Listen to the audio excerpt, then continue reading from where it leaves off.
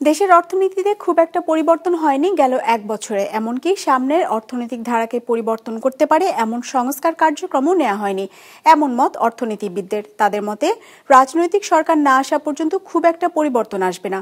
এদিকে ব্যবসায়ী ও ব্যাংক খাতের শীর্ষ কর্তাদের মতে সরকার বেশ কিছু খাতে সুশাসন ফেরানোর চেষ্টা করলেও এখনো খুব একটা সুবিধাজনক জায়গায় পৌঁছাতে পারেনি তারা।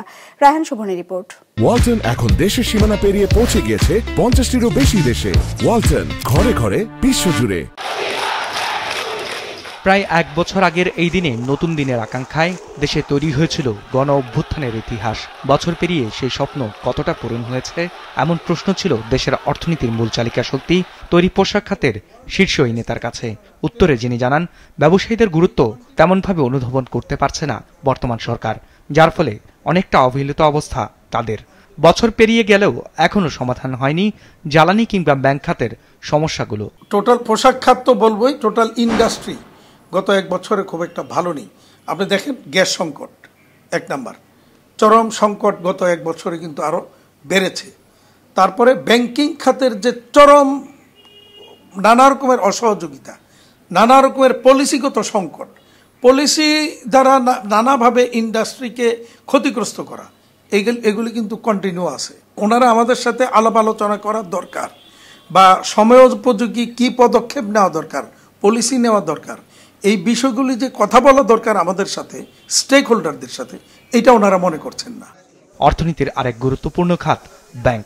বিগত সরকারের আমলে এই খাত থেকে নামে বেনামে লোপাট হয়েছে প্রায় 5 লাখ কোটি টাকার মতো। বর্তমান সরকার দায়িত্ব নেওয়ার শুরুতেই ভেঙে দেওয়া হয় একাধিক ব্যাংকের পর্ষদ, তৈরি করা হয় ব্যাংকিং রেজুলেশন অ্যাক্ট। এছাড়াও বিভিন্ন উদ্যোগ নেওয়া হলেও এখনো পুরোপুরি ঘুরে দাঁড়াতে পারেনি খাতটি।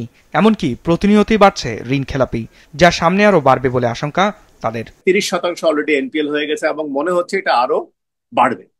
বাট যেটা আমি বলবো, বর্তমান সরকার বিশেষ করে মাননীয় গভর্নরের নেতৃত্বে যে পরিবর্তনগুলা ওনারা এনেছেন ব্যাংকিং সেক্টরে, বিশেষ করে এই যে এনপিএল ম্যানেজমেন্ট করার জন্য ওনারা যে সমস্ত করছেন, যেমন বিআরও চিন্তা করছে, যে ব্যাংকিং রেজলিউশন অ্যাক্ট ওনারা আনছেন, ওনারা ব্যাংকিং কোম্পানি অ্যাক্টে চেঞ্জ করার চেষ্টা করছেন, ওনারা বিভিন্ন ধরনের গভর্নেন্স নিয়ে কাজ করছেন। সো আমি মনে করি যে গত এক বছরে ব্যাংকিং সেক্টরে অনেক পজিটিভ পরিবর্তন এসেছে। আলোচ্য এই সময়ে কমেছে মূলধনী যন্ত্রপাতির আমদানি, ফলে কমেছে বিনিয়োগও, যার ফলে বেড়েছে বেকারত্বের হার। পরিসংখ্যান ব্যুরোর তথ্য মতে বেকারের সংখ্যা দাঁড়িয়েছে 26,20,000-এ। এই ধরনের পলিটিক্যাল অবস্থায় টালমাটাল থাকবেই। ফরেন ডিরেক্ট ইনভেস্টমেন্ট বাড়বে না, স্বাভাবিক ক্রেডিট গ্রোথ বাড়বে না, ইনভেস্টমেন্টের ভলিউম কম হবে, এগুলো তো একটু খারাপ অবস্থা থাকবেই। তবে নির্বাচন হয়ে যাওয়ার পরে আমি মনে করি দেশের অর্থনৈতিক অবস্থা একটু স্টেবল হবে।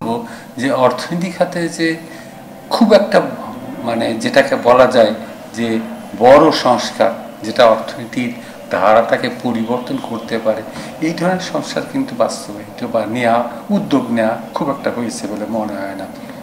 অন্যান্য খাতের উন্নয়ন দৃশ্যমান না হলেও 35 মাস পর দেশে কমেছে জীবনযাত্রার ব্যয়, মূল্যস্ফীতি নেমে এসেছে 8.5% নিচে। রায়হান শোভন, বিজনেস রিপোর্ট, মাছরাঙা টেলিভিশন।